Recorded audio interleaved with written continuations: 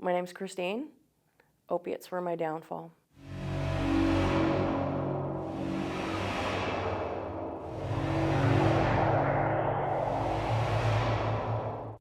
My first experience with drugs was when I was 10 years old.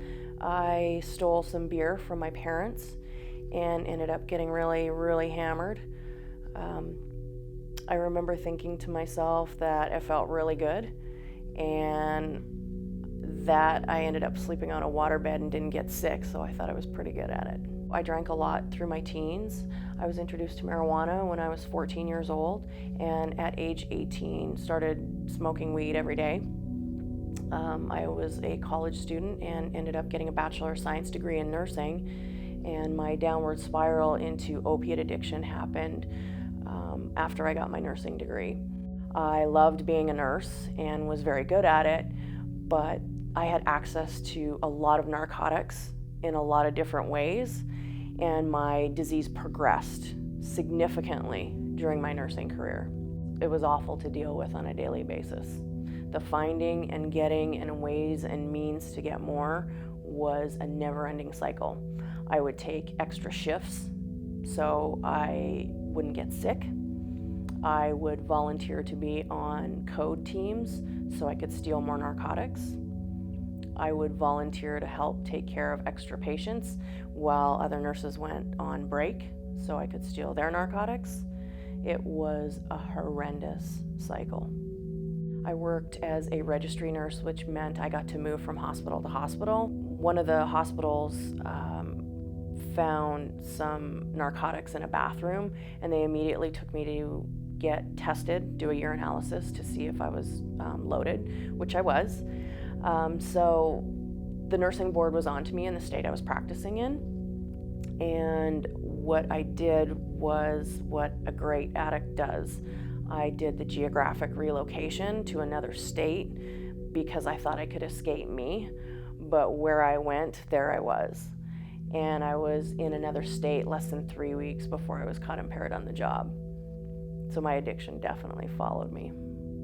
The nursing board in the new state I had moved to was on to me as well after getting caught impaired on the job after being there for 3 weeks. So it was inevitable I was going to have to go to a 12-step meeting. But my personal relationships were deeply affected. I lost friends, I left friends, I wasn't talking to my family. I would touch base with them and let them know that I was okay, but never anything in depth. It was always superficial and I'm fine. My ex-husband was actually a registered nurse who at times was working right beside me and didn't know that I was diverting or using. And it's kind of ironic that he's the one that suggested that I go to my first 12-step meeting. After I lost my nursing license, I went to street drugs, which meant dealing with a lot of street people.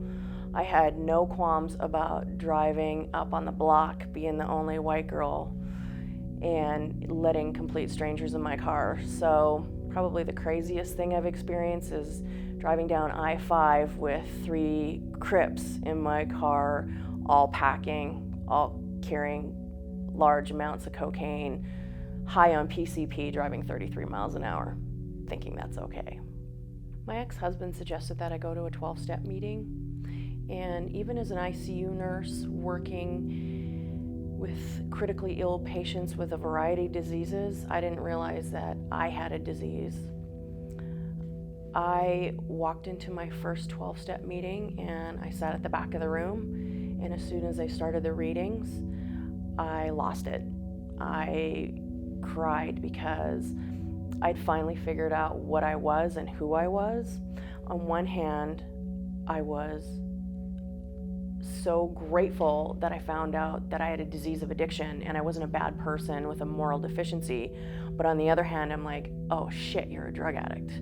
So the dichotomy of knowing that I was a drug addict, but knowing I'm a drug addict was alarming, but there was hope. And in my first meeting, I saw people laughing and looking good and smelling good, and I wanted what they had. I was to be entered into a professionals program of recovery with random drug testing as well as meetings, etc. However, I didn't surrender. I was not ready to stop. I relapsed for over 2 years, and when I did finally decide that I wanted a new way of life and to get clean, no one forced me to do it. It was on my own volition, and it was my own choosing. It had to be me to make that decision. Once I got clean, my life changed in every way. I got self-acceptance. I love myself today with my assets and my defects. I got pregnant at 41 years old for the first time in my life at 2.5 years clean. I have a beautiful, healthy, normal baby girl who's 3 years old. I'm engaged to another recovering addict. He has the same amount of clean time I do at 6 years. My relationships with my friends and family are based out of trust and love and respect. I live through the spiritual principles of integrity and honesty and open-mindedness, and I am able to carry that into all my relationships. I got my nursing license back at, I believe, 5 years clean.